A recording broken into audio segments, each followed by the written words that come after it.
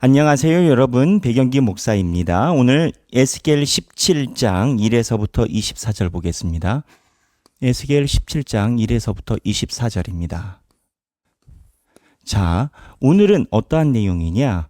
하나님께서 백향목 높은 가지와 포도나무의 비유로 이야기를 하십니다. 이게 누구냐면 이스라엘 백성들이 멸망할 때 마지막 두 명의 왕입니다. 근데 하나님께서 이 두 명의 왕을 비유로 이야기를 하시면서 너희가 망한다, 이 이야기를 하시는 거예요. 그런데 이 이야기를 하실 때 하나님께서 우리에게 기록하고 싶고, 그리고 이 왕들을 통해서 우리들에게 말씀하고 싶은 바가 있지 않겠습니까?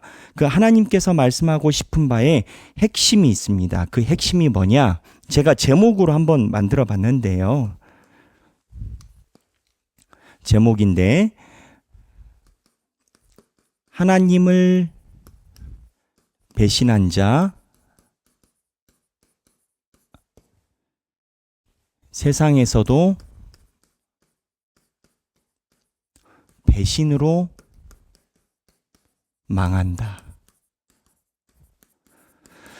오늘 이 비유 17장을 읽기 전에 이 본문의 전체적인 그림을 한번 알고 성경을 읽으실 때 훨씬 재미있습니다.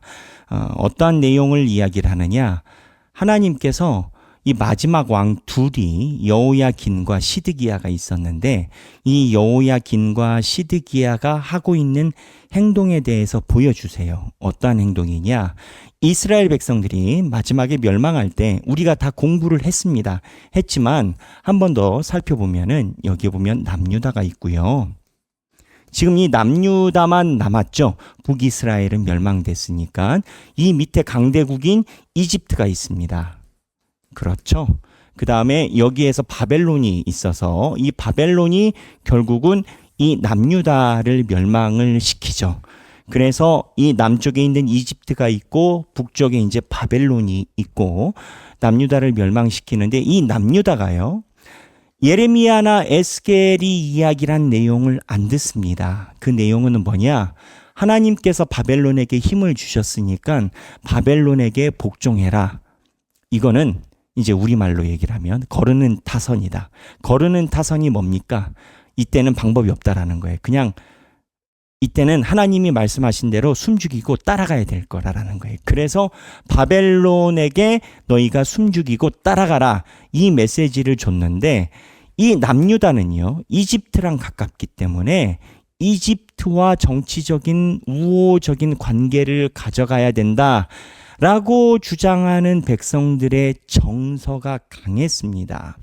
그래서 어떻게 됐냐면 이 마지막 왕이 여호야긴 시드기야인데요.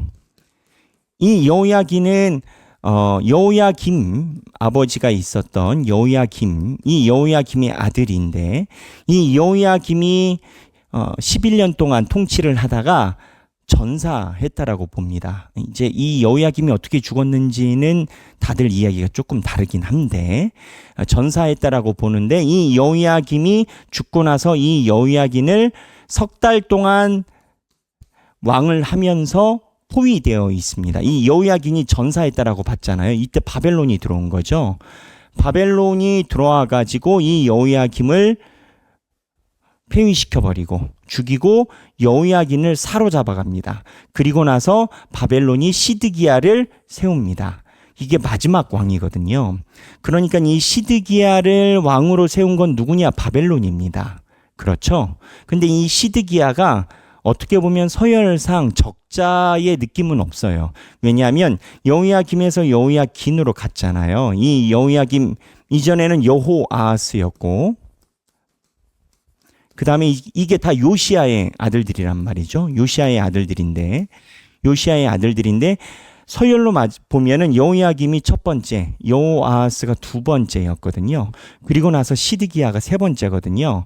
그래서 여호야김이 세워지고 나서 여호야긴에게 왕위가 물러갔는데, 바벨론이 이 여호야긴을 사로잡아 가면서 이 여호야김의 아들들이 아니라 시드기야를 왕으로 세운 거예요. 원래 제대로 내려간다면 여호야김의 아들들인 여호야긴이나 아니면 다른 형제들이 왕이 되어야 하는데 그렇게 가지 않고 시드기야로 삼촌한테로 넘어가요. 왜 이렇게 했을까요? 당연히 바벨론 입장에선 그러겠지. 왜냐하면 아버지도 죽였고 아들도 사로잡혀 갔으니까 이 집안은 못 믿겠죠. 그래서 한 달이 건너간 시드기야 삼촌한테 이거를 주는 거는 뭐 연구할 것도 없어요. 이거는 당연지사 아니겠습니까? 그런데 시드기야 입장에서는 어때요? 시드기야 입장에서는 본인이 바벨론이 이렇게 세우지 않았다면 왕이 될 만한 상황에 들어가지 않아요. 서열이 안 된다고요. 순서가 그렇게 가지 않는다고요. 이 여호야김이 장자거든요. 요시야의 장자거든요. 장자 밑으로 그 아들이 간 거고. 그러니까 여호야김, 여호야긴 그다음에 서열대로 가면 여호야긴의 형제나 아니면 여호야긴의 아들이 왕이 돼야죠.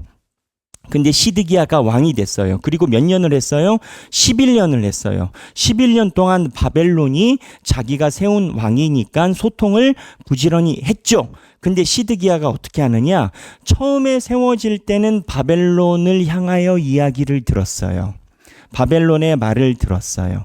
그런데 시간이 지나갈수록 이 남쪽 이집트 세력, 그러니까는 이집트, 친 이집트 세력, 우리나라로 비교하면 이런 건 거죠. 친미파가 있고 친일파가 있고 중국파가 있다라고 치면 그 중에 어느 파가 됐든 이 친 이집트 파가 국내에서 이 시드기야가 왕으로 다스리는 그 정권 상태에서 이 친 이집트 파가 목소리가 크니까 바벨론을 섬기다가 배신을 해버려요. 시드기야가 이 배신을 하면서 결국에는 바벨론에 의해서 남유다가 멸망이 납니다. 제가 여기에서 여러분에게 강조하고 싶은 포인트는 배신이에요. 제가 배신이라고 이야기를 했잖아요. 지금 시드기야가 누구를 배신했죠? 이 바벨론을 배신을 했어요. 그랬죠? 근데 하나님께서 이거를 보여주시는 이유가 있어요. 하나님께서 영적으로 너희가 나를 배신했다라는 거예요. 하나님께서 나를 배신했다라는 거예요. 그래서 하나님을 배신한 그 민족이 영적으로만 끝난 것이 아니라 이 땅에서도 자기를 세워준 왕을 뒤로 하고 사람들의 말에 시달린다고 그것 좀 힘들다고 의리를 저버리고 바벨론이 아니라 이집트로 돌아가면서 바벨론이 와서 다 쑥대밭을 만들어버린다. 그래서 이 성경에서 이야기를 하고 싶은 하나님의 메시지는 하나님을 배신은 하는 자, 세상에서도 배신으로 망한다라는 거예요. 이스라엘 백성들이 하나님을 배신한 게 어떠한 걸 이야기를 하죠? 네, 하나님을 나의 하나님으로 섬기고 살기로 했지만 가나안 땅에 들어와서 세상이 좋아요. 농사를 지으려고 하는데 이스라엘 백성들은 농사를 안 지어봤어. 가나안 족속들이 농사를 오랫동안 짓고 있었어. 이들에게 기술을 받고 싶어서 돈 많이 벌고 싶어서 친하게 지내고 그들이 먹는 걸 같이 먹고 그들이 가지고 있는 문화를 같이 하고 같이 넥타이 머리에다가 묶고 세상에 있는 사람처럼 살았어. 물론 하나님을 버리진 않았다라고 본인이 생각해요. 하지만 하나님이 볼 때는 양다리예요. 양다리. 하나님은 이거를 배신이라고 이야기를 하는 거예요. 그래서 하나님을 배신한 이스라엘이 세상에서도 본인이 배신의 아이콘으로 배신을 했고 결국은 망했다. 이게 하나님이 말씀하고 싶은 맥락인 거예요. 그래서 오늘 이 비유가 아주 유명한 비유입니다. 이 비유에 보면 하나님께서 이 이야기를 하면서 두 폴립으로 이야기를 해요. 이 비유에 나타나는 상징들을 봐야 되는데 두 독수리가 먼저 나와요. 상징입니다. 이 두 독수리는 첫 번째 바벨론이고 첫 번째 독수리는 바벨론이고 두 번째 독수리는 애굽을 이야기를 합니다. 그 다음에 레바논 땅이라는 단어가 나옵니다. 레바논은 이스라엘 땅을 이야기를 하고요. 이스라엘 땅을 이야기를 하고 세 번째는 백향목 높은 가지. 자, 이 상징을 찾아내는 신학적인 과정이 있어요. 그런데 그건 너무 길어지니까 답만 이야기를 하면 백향목 높은 가지는 이스라엘 왕 여호야긴을 이야기를 합니다. 이 여호야긴이 석 달 왕하다가 사로잡혀간 사람, 지금 바벨론에 있죠. 그래서 나라가 멸망했을 때 이스라엘 왕으로는 이 여호야긴만 있습니다. 이 여호야긴의 나중에 후손으로 스룹바벨이라는 사람이 나와요. 그 사람이 이제 귀환하게 되죠. 그 다음에 네 번째, 장사하는 땅, 상인의 성읍이라는 표현은 바벨론을 이야기를 합니다. 그리고 다섯 번째, 포도나무라는 표현은 시드기야를 이야기를 합니다. 시드기야가 마지막 왕, 배신의 아이콘. 그래서 여기에 보면 백향목 높은 가지가 여호야긴이고 포도나무가 시드기야입니다. 이 두 가지가 이제 이스라엘 백성 왕에 대한 상징입니다. 아니 목사님 이게 뭔지 모르겠어요 라고 생각하는데 이거를 놓고 성경 본문을 살펴보겠습니다. 오늘 성경 본문을 살펴보면 17장 1절인데요. 여호와의 말씀이 내게 임하여 이르시되 인자야 너는 이스라엘 족속에게 수수께끼와 비유를 말하라. 이제 비유로 이야기를 하신다라는 거예요. 여호와께서 이같이 말씀하여 이르시되 색깔이 화려하고 날개가 크고 깃이 길고 털이 숱한 독수리가, 형용사가 많죠. 미사여구가 많죠. 잘 나간다 이건 거예요. 큰 독수리 하나 레바논에 이르러, 레바논이 어디죠? 이스라엘 땅에 이르러 백향목 높은 가지를 꺾되, 백향목 높은 가지가 누구냐? 여호야긴 얘기를 했죠. 포로로 잡아간 사람. 꺾되 그 연한 가지 끝을 꺾어 가지고 장사하는 땅이 어디라라고요? 바벨론. 포로로 잡아간 거예요. 이르러 상인의 성읍에 두고, 상인의 성읍이 어디냐? 바벨론의 수도를 이야기를 해요. 여기에 이제 여호야긴을 사로잡아갔다라는 거죠. 또 그 땅의 종자를 꺾고 옥토에 심되, 이 아까 백향목 그 가지 말고도 예루살렘 땅에서 좋은 종자를 가지고 왔대요. 포로를 이야기를 하겠죠. 꺾어 옥토에 심되, 여기 옥토는 어디일까요? 여기는 바벨론을 이야기를 합니다. 바벨론 땅에다가 심었다라는 거예요. 수양버들 가지처럼 큰 물가에 심더니, 그러니까는 이 그냥 심은 게 아니라 잘 자라게끔 좋은 밭에다가 심었다라는 거예요. 그것이 자라며 펴져서 높지 아니한 포도나무, 굵은 가지와 가는 가지가 난 포도나무가 되어. 자, 여호야긴은 심겼어요. 백향목 가지였어요. 근데 시간이 지나면서 이게 비유가 바뀌어요. 포도나무로. 백향목이 포도나무로 바뀌나요? 안 바뀌지. 종류가 다른데. 그런데 이 포도나무로 비유가 전환이 되는 거예요. 심겨진 상태로. 왜? 바벨론의 통치 하에 있으니까. 그래서 그것이 자라며 펴져서 높지 아니한이라는 표현은 겸손하다라는 거예요. 처음엔 그랬어요. 시드기야가. 그래서 바벨론한테 말을 잘 들었어. 포도나무 곧 굵은 가지, 포도나무가 나왔고 곧 굵은 가지와 가는 가지가 난 포도나무가 되어, 이 시드기야가 초반에 그 가지는 독수리를 향하였고, 큰 독수리가 누구였죠? 바벨론을 향했대요. 그 뿌리는 독수리 아래에 있더라. 그 독수리 아래에 있어서 향하였고, 제가 그냥 찍는 게 아니에요. 신학적으로 포인트가 있어요. 향하였고, 그러니까는 바벨론을 향하여 그 마음을 가져가고 바벨론과 함께 마음을 같이 했는데 반전입니다. 다른 독수리가 나타나요. 또 날개가 크고 털이 많은 큰 독수리 하나가 있었는데 여기가 이집트입니다. 포도나무가 이 독수리에게 물을 받으려고, 포도나무가 누구죠? 시드기야예요. 시드기야가 지금 독수리 하나 밑에서 잘 자랐어. 근데 굳이 이 큰 독수리에게 물을 받겠대. 그래서 그 심겨진 두둑에서, 이미 심겨져 있는 그 땅에서 그를 향하여 뿌리가 뻗고 가지가 퍼졌도다. 자기가 심겨져 있는 시냇가가 아니고 새로 나타난 독수리에게 향하려고 거리도 멀고 힘든데 애써서 포도나무가 이렇게 쫙 뻗더래요. 그래서 8절, 그 포도나무를 큰 물가 옥토에 심은 것은 가지를 내고 열매를 맺어서 아름다운 포도나무를 이루게 하려 하였습니다. 하나님이 지금 이 현상에 대해서 이야기를 하고, 야, 내가 바벨론 밑에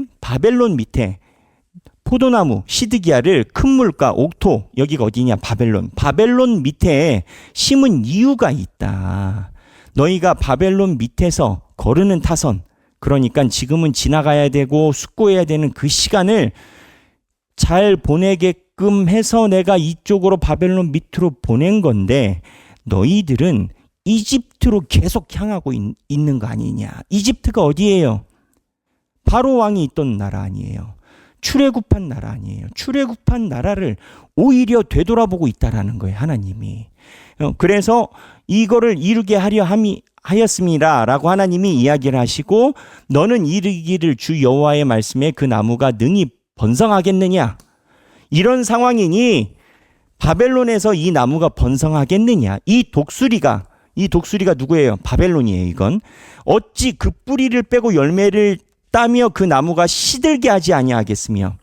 처음에 데리고 온 독수리가 이거를 가만두겠냐라는 거예요. 그 연한 잎사귀가 마르지 하지 아니하겠느냐. 많은 백성이 나 강한 팔이 아니라도 그 뿌리를 뽑으리라. 힘 안 들이고, 많은 백성이 아니라 힘 안 들이고 뽑아버린다라는 거예요. 이스라엘을. 볼지어다 그것이 심어졌으나 번성하겠느냐. 앞으로 심겨졌으나, 하나님이 계획을 했으나 이 계획을 너희들이 받아가겠느냐. 동풍에 부딪힐 때, 바벨론이 일어날 때 아주 마르지 아니하겠느냐. 그 자라던 두둑에서 마르리라 하셨다라. 자, 여기서 우리가 알아야 되는 게 있어요. 알아야 되는 게 있는데,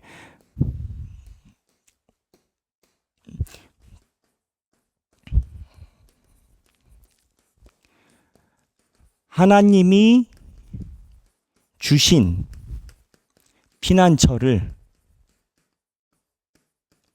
나는 거부하고 있진 않는가? 지금 상황이 그래요. 하나님이 좋은 피난처를 줬어요. 시대가 그래요. 바벨론이 일어났고 하나님이 바벨론을 쓰셔요. 전쟁에 의해서 나라가 시끄러워질 거예요. 하나님이 바벨론 밑에서 뿌리를 내리고 잘 살게끔 하나님께서 배려를 하셨어요. 근데 이걸 누가 발로 찼어요? 이스라엘이. 이 얘기를 하시는 거예요. 그리고 나서 여호와의 말씀이 11절입니다. 여호와의 11절부터 보면, 여호와의 말씀이 또 내게 이르시되 라고 이야기를 하고 쭉쭉쭉 나와요. 그 다음은 제가 말씀드린 이 본문을 이해를 하면 어렵지 않습니다. 그래서 나머지 본문은 중간에 스킵을 하고 여러분들이 성경을 꼭 읽으셔서 제가 설명드린 비유를 가져다가 이 성경을 읽어보세요. 그리고 24절에 들의 모든 나무가 나 여호와는 높은 나무를 낮추고 낮은 나무를 높이며 푸른 나무를 말리고 마른 나무를 무성하게 하는 줄 알리라. 나 여호와는 말하고 이루느니라. 하나님께서 하나님의 말을 듣지 않는 교만한 나무는 하나님께서 섭리를 사용하여 무너뜨리고 낮은 나무는 세우고 하신다라는 거예요. 그래서 오늘 본문에서 우리가 생각해야 되는 이야기가 좀 있습니다. 아까 말씀드린 생각하기, 하나님이 주신 피난처를 나는 거부하고 있진 않는가.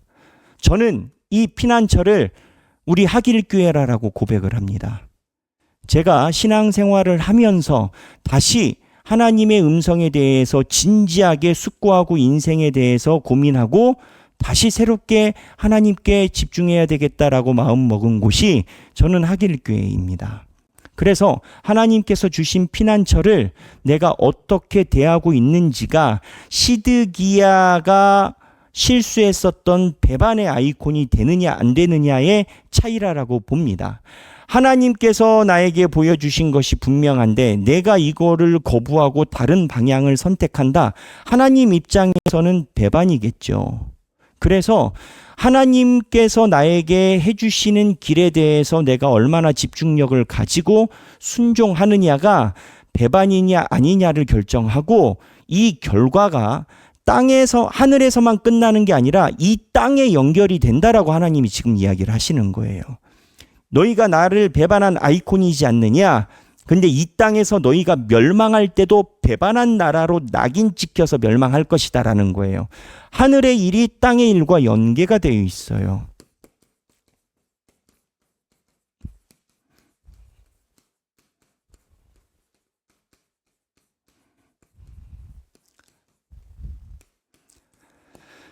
그리고 세 번째,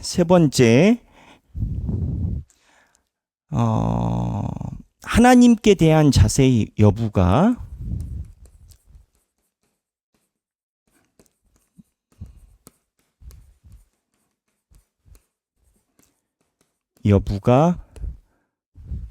인간의 인생의 화복을 결정한다.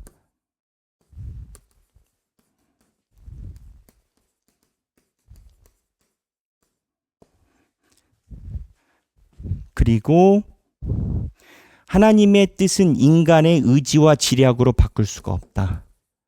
하나님께서 이미 정하신 거예요. 인간의 지혜로 바꿀 수 없다. 무슨 얘기냐? 혹자가 이렇게 물어볼 수 있어요. 꼭 그렇게 바벨론을 들어서 이렇게 해야 되겠습니까? 그냥 하나님 거르는 타선 한 번 더 가면 안 될까요? 그거 하나님이 결정하는 거예요.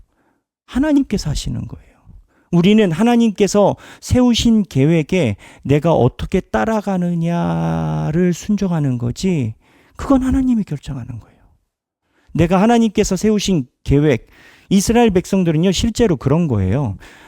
이스라엘 백성들이 하나님께 불만인 건 이건 거죠. 우리가 선민인데, 아니 우리가 선민인데 하나님께서 바벨론 밑으로 포로로 사로잡혀 가라라고 하는 이야기를 어떻게 따릅니까? 아니 내가 목사고 내가 장로고 내가 집사인데 하나님께서 나보고 그걸 하라고 하시는데 우리가 역사가 있고 곤조가 있지 그걸 어떻게 합니까? 아니 그거는 하나님께서 결정하시는 거예요. 우리가 어떻게 그거를 순종하고 따라갈지 여부만 남는 거고, 하나님의 길을 따라가지 않으면 하나님과 이격이 생기고 그게 곧 성경은 배신이라고 이야기를 해요. 그 다음에 다섯 번째, 자 그러면 인생의 참된 성공은, 잘 보세요. 중요합니다. 하나님 계획 안에 뿌리 내리는 것이다.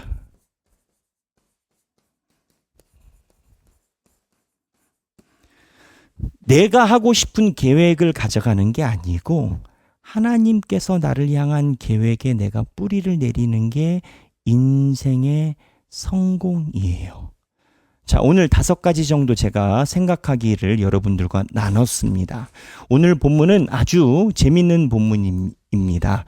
17장 1에서부터 24절입니다. 읽어보시고 행복한 성경 읽기 되시기를 바랍니다.